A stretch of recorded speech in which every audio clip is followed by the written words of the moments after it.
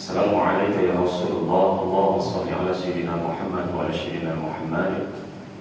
Qala Allah ta'ala fi kitabil karim. A'udzu billahi minasyaitonir rajim. Bismillahirrahmanirrahim.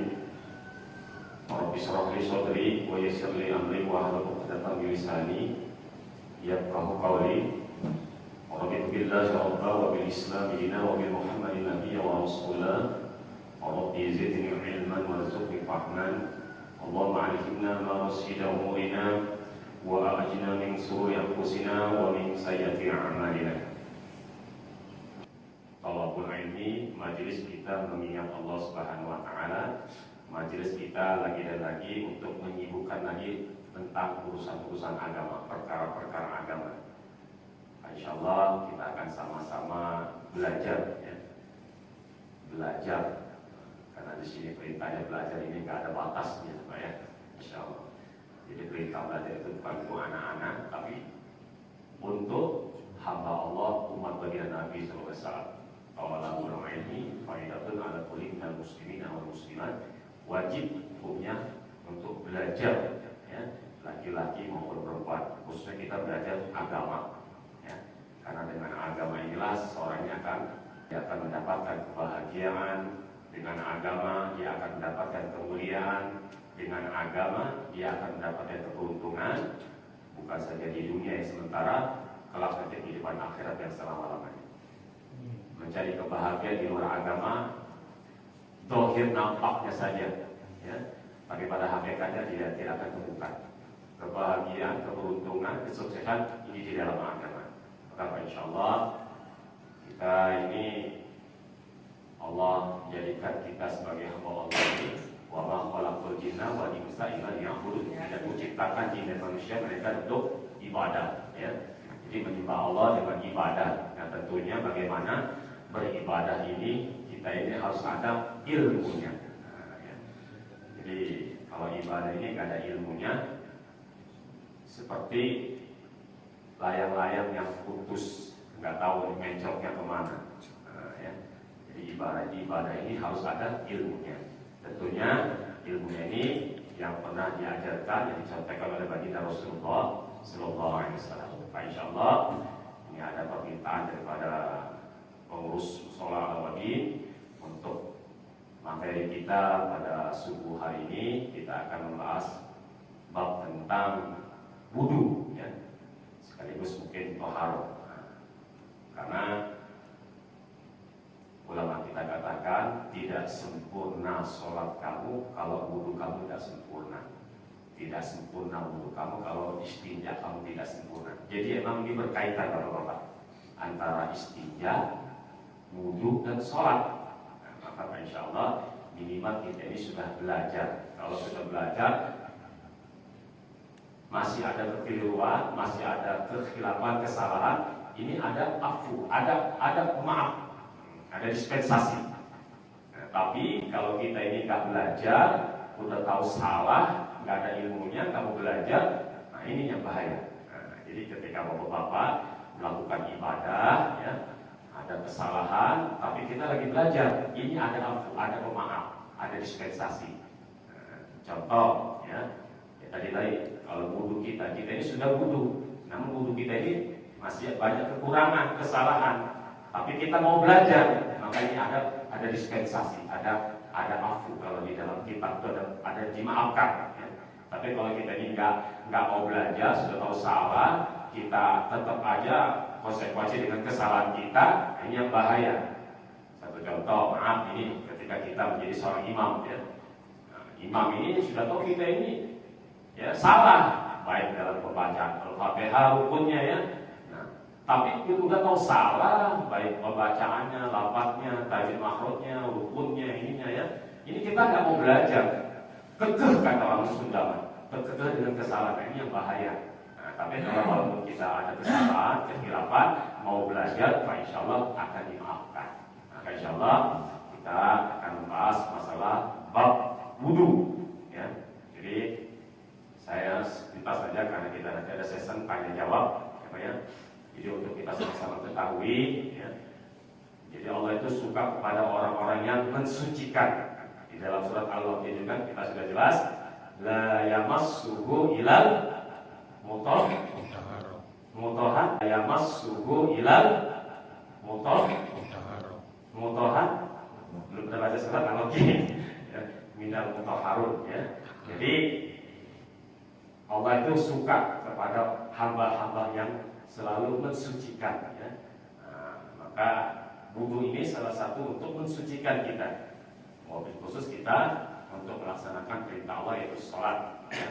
Baca Quran aja harus mensucikan dengan wudu ya. Maka syarat yang pertama ya, di dalam insyaallah saya akan bawa tuntunannya ya.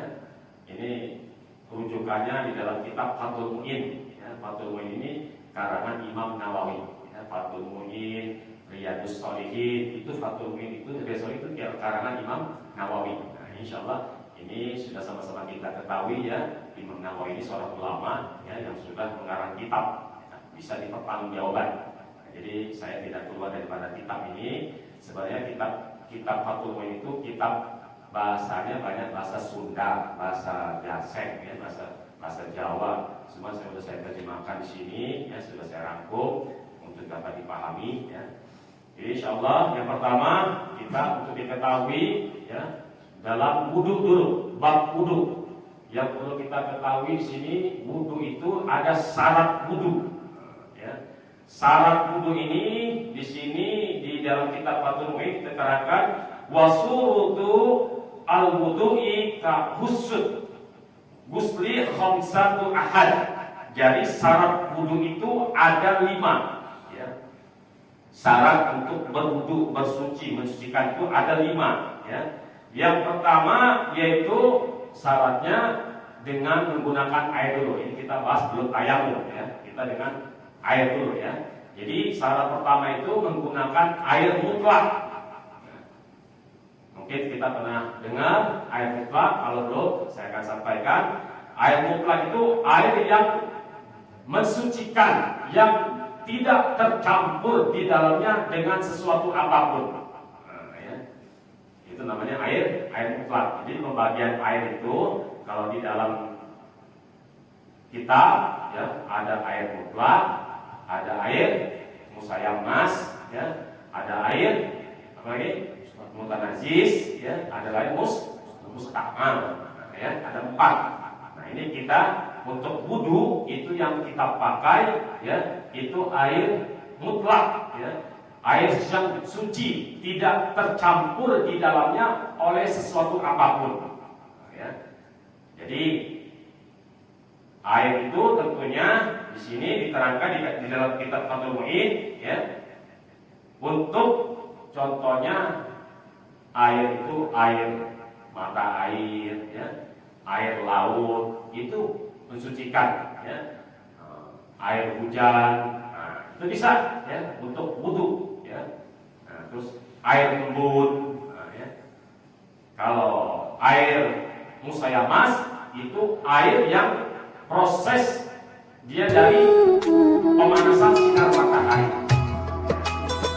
Ini kalau ada bencana, ada tempat, ya, itu air itu kena sinar matahari, ya, air itu sebagian ulama mengatakan itu tidak bisa untuk dipakai untuk wudu, ya. Nah, air mutlak ini tentunya di sini ada berukuran, ya, berukurannya itu dua pula. Kalau kita pakai air mutlak itu 2 pula. 2 pula itu di sini diterangkan di dalam kitab kalau hitungan liter itu 500 liter lebih kurang, ya. Kalau ukuran kilogram itu 1,92 lebih kurang 2 kilo, ya. Kalau ditamsilkan di dalam satu tempat, panjang lebar berukurannya itu seperti bangunan kubus, 1 hasta atau 2 hasta. Banyaknya air itu 2 pula. 2 pula itu lebih kurang sekitar 500 liter, ya. Jadi yang pertama tadi Bapak-bapak, syarat wudu itu kita menggunakan air yang namanya air mutlak, air suci, mensucikan yang tidak tercampur dengan sesuatu apapun. Nanti boleh tanya jawab apa saja itu, ya.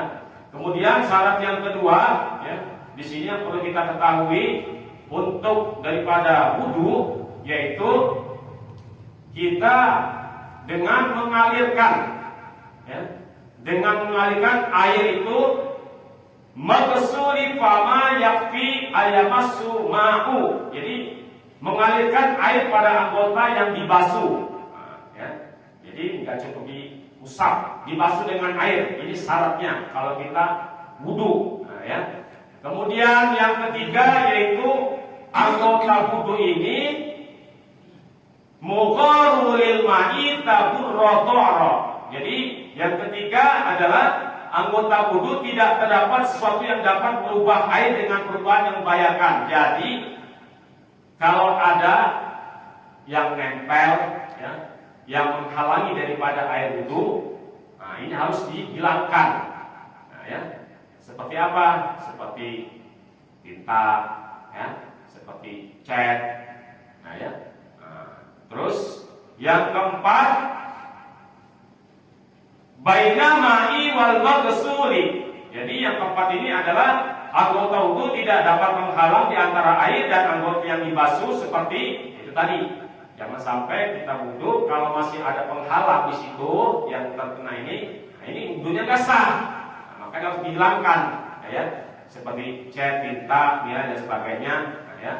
Terus dan yang kelima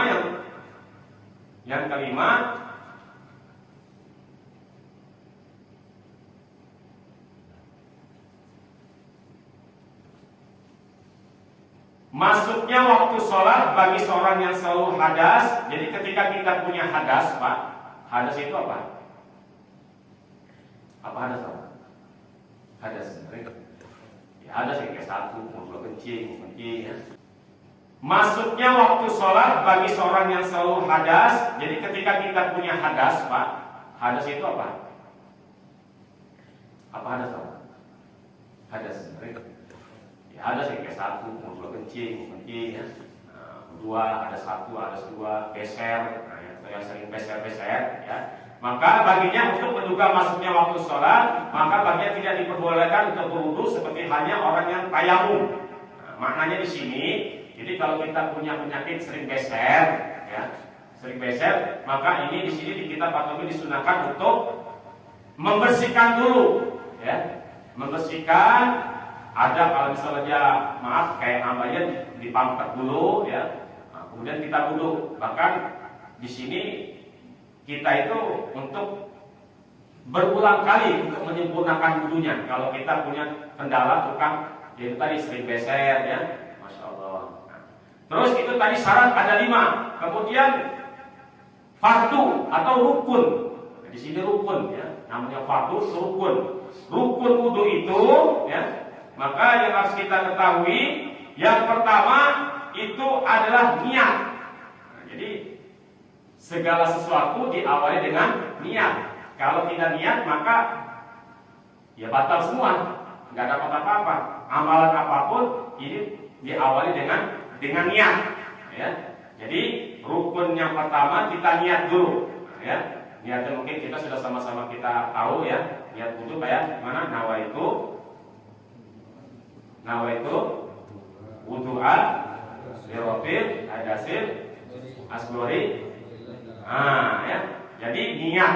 Nah, pertama di sini rukun daripada wudu adalah niat. Nah, ya.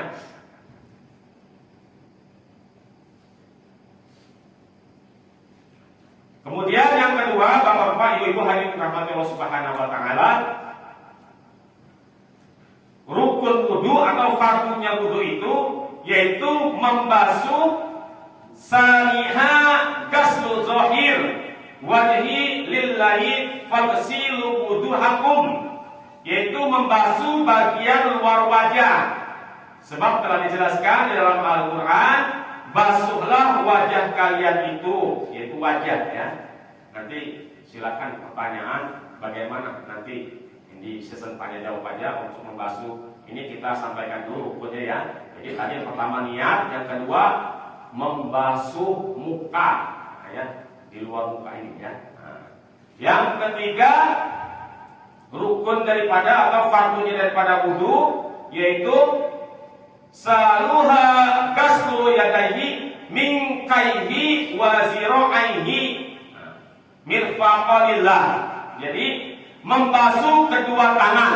Ada rukun. Rukun wudu itu muka, yang kedua yang niat membasuh muka, kemudian kedua tangan. Ya. Bikulli mirfaq. Ya. Jadi kedua telapak tangan sampai siku. Nah, setiap siku sampai sini. Ya. Nah yang ketiga kita ambil cepatnya, nanti karena ada sesi tanya jawab. Ya. Fardunya wudu atau rukunnya wudu itu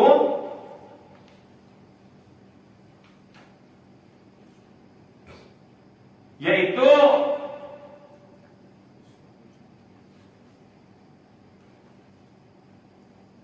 membasuh kedua tangan, yakni dari dua telapak tangan. Yang ketiga tadi ya, niat, muka, sudah itu membasuh kedua tangan ya, tangan ketiga, dan yang keempat di situ membasuh daripada apa? Hah? Yang keempat kepala sampai unggun, nah, ya. Ini. Ya. Terus yang kelima apa yang kelima? Suku. Suku itu nama? Kaki. Nah, ya. Jadi fardunya wudu itu tadi pertama niat, yang kedua membasuh muka, ketiga kedua belah tangan sampai siku, yang ketiga bulu kepala ya, sirah kajil nah, ya. Nah, kalimat suku sampai mata kaki. Nah, ya. Mata kaki. Jadi di kitab itu terangkan ya, dan yang keenam adalah tertib atau tumakninah. Nah, ya, itu tadi rukun daripada wudu. Nah, ya. Apa tadi Pak? Yang pertama nih niat, yang kedua membasuh muka, ketiga tangan, kedua tangan, keempat bulu kepala, yang kelima kaki, kedua kaki sampai mata kaki, yang keenam tertib ya. Nah, tertib itu daripada rukun wudu. Nah, kemudian sunnah daripada wudu. Nah, ya. Wasuna lil muttafadi walau bimai maksubi alal auza. Jadi bagi seseorang yang berwudu, maka di sini disunahkan ada sunnah wudu yang pertama ya, yaitu dengan membaca ta'awudz. A'udzubillahi minasyaitonirrajim. Kemudian baca basmalah. Bismillah. Nah, ya. Jadi kalau Imam Ahmad membaca bismillahnya ini wajib malah dalam wudu kalau Imam Ahmad ya. Nah, tapi ada sebagian ulama di sini jadi membaca ta'awudz itu sunnah hukumnya, tapi membaca bismillah pun sunnah. Nah, ya. Tapi kalau Imam Ahmad bismillahnya ini wajib ya, tapi ta'awudz ini adalah sunnah. Nah, jadi sunnah di sini yang pertama kita baca ta'awudz, a'udzubillahi minasyaitonirrajim, kemudian bismillahirrahmanirrahim. Nah, yang kedua kita sebelum wudu sunnahnya itu untuk bersiwak. Nah, tahu siwak Pak? Nah, membersihkan ya, bersiwak. Jadi kata Rasul itu kalau tidak memberatkan umatku katanya kan, maka akan kuwajibkan siwak. Membaca syahadat. Kata ulama di sini supaya kita ini tidak digolongkan termasuk orang-orang yang murtad. Nah, jadi ada sebagian ulama sunnah juga ya. Jadi Imam Nawawi juga menekankan di situ ketika asyhadu alla ilaha illallah wa asyhadu anna muhammadar rasulullah. Nah, itu sunnah juga baca syahadat. Maknanya seperti itu manfaatnya agar kita tidak digolongkan termasuk orang-orang yang murtad. Nah, ya, baca syahadat. Kemudian kita membaca di tengah-tengah kalau takut kita lupa baca doanya bismillahi awalu wa akhiru, takut ada yang ketinggalan itu. Dan itu maknanya bisa juga untuk apa saja. Ketika kita sudah dalam pertengahan baru ingat, contoh lagi makan juga. Nah, di wudu juga masuk ini ya. Lagi makan lupa dibaca bismillah, sudah dapat setengah piring ingat. Nah, jadi kalau kita baca doa Allah barik lana ya. Cukup kita baca bismillahi awalu wa akhiru. Nah, ya. Jadi dari awal dan akhir ya, menyempurnakan itu tadi. Di wudu juga kalau kita mungkin ada yang ketinggalan, maka kita di tengah-tengah itu sunnah kita baca bismillahi awalu wa akhiru. Nah, ya. Dan sunnah untuk mengulang basuhan. Kalau misalnya dia dengan air yang mengalir, makanya ada 3 kali, ya Pak ya, 2 atau 3 kali. Nah, kalau dia pakai ukuran pula, pakai ukuran kobakan, bahasa ini kobakan tempatnya, tempatnya, tempat bak ya, dengan ukuran 2 pula dia enak langsung. Nah, ya. Tapi kalau kita dengan air yang mengalir, umumnya kita di sini kan banyak pakai air yang mengalir keran ya. Makanya kita ini kalau di sini kalau di mazhab Imam Syafi'i ya, itu kita wudunya pakai ukuran air 2 kula, pakai kobakan ya. Karena maaf, kalau air itu 2 kula, walaupun di situ itu ada jatuh najis kayak cecak jatuh ya, nah, itu tetap sah kalau 2 kula. Tapi kalau misalnya dia air itu mensucikan ya, ada air cuma 1 ember, tapi jatuh, cecak ataupun kecoa, nah itu tidak suci lagi, Pak. Nah, makanya kalau Imam Syafi'i di situ disuruh pakai ukuran itu 2 kula. 2 kula itu walaupun dia ada tetes itu ya, maka itu ada aku masih dikatakan disucikan. Nyibuk juga nggak apa-apa. Nah, ya. Nah, terus Bapak-bapak, rahmatullah subhanahu wa taala, setelah kita tadi ya kuping, ini sunah kuping ya. Tadi kumur-kumur sudah, hidung sudah, sunahnya disunahkan untuk membaca syahadat setiap apa yang dibasuh ya. Nah, karena semua ini Bapak-bapak, wudu ini nanti akan menjadi saksi di hadapan Allah Subhanahu wa taala. Inilah wudu ini kita nanti yang akan menjawab ketika pertanyaan di alam kubur, ini bisa menjadi saksi ketika nanti di mahsyar, ini ya. Nah, ketika nanti dihisab, ini akan jadi saksi wudu ini. Maka basuhlah, selalu kita ini dibasuh dengan wudu, kemudian menyempurnakan wudu kita. Nah, ya. Ada sahabat ini amalan wudunya, masya Allah, dia bisa menjaga amalan wudu. Orang yang masih di dunia, tapi terobanya sudah di surga. Siapa itu? Bilal bin Rabah. Ini dia selalu istiqomah jaga wudu, masya Allah. Ya. Dan dia mati dalam keadaan wudu suci, syahid Pak. Ya. Ini nggak ada ruginya, makanya luar biasa ya, menjaga wudu kemudian menyempurnakan wudu. Nah, menyempurnakan wudu di sini kata ulama ya, setelah kita wudu bisa kita sholat syukur wudu. Nah, itu namanya menyempurnakan wudu. Batal kita wudu lagi, batal kita wudu lagi. Nah, fadilahnya apa? Itu tadi orang yang selalu dalam keadaan suci ya, maka kebaikan-kebaikan itu akan selalu datang dalam dirinya, dan ketika dia mati dalam keadaan suci maka syahid. Nah, ya. Kita dalam keadaan punya wudu, keselandung, plak, jatuh, mati, syahid, insya Allah masih dalam keadaan suci.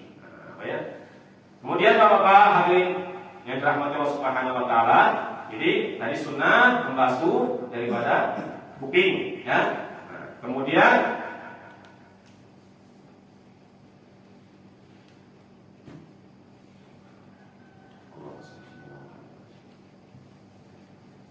tumit, nah, ya.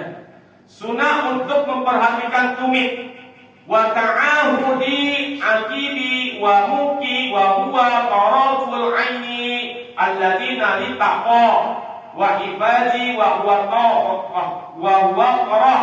Jadi sunnah untuk memperhatikan tumit dan saluran air mata, yakni ujung mata yang berada di dekat hidung dan ekor mata, yakni ujung mata yang lain, dengan menggunakan sisi 2 jari petunjuk, ya.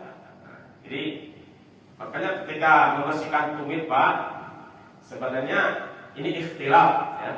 Ini ikhtilaf, air itu jatuhnya dari atas ke bawah, yang penting dia itu dibasuh ya. Boleh dari atas ke bawah ini tumit ini, karena kerutan sunnah itu ya. Jadi kerutan sampai leher ini ke leher ke sini. Ini sunnah membersihkan. Makanya setelah dia ini ya, air itu kan. Ini sunnah membersihkan ya. Terus cuci tangan ini, nah sunnah ya. Sebelum kita wudu cuci tangan ya. Kita bersihkan telapak tangan kita. Itu tadi baca boleh ta'awudz, baca bismillah, auzubillahi bismillahirrahmanirrahim. Nah, setiap gerakan tadi disunahkan kita untuk membaca ta'awudz atau bismillah minimal. Nah, ya, setiap gerakan sunnah. Nah, jadi terus kuku-kuku ini pengaruh Pak ya. Pengaruh tadi di syarat daripada wudu ya. Jangan sampai ada kotoran ini yang menghalangi air wudhu.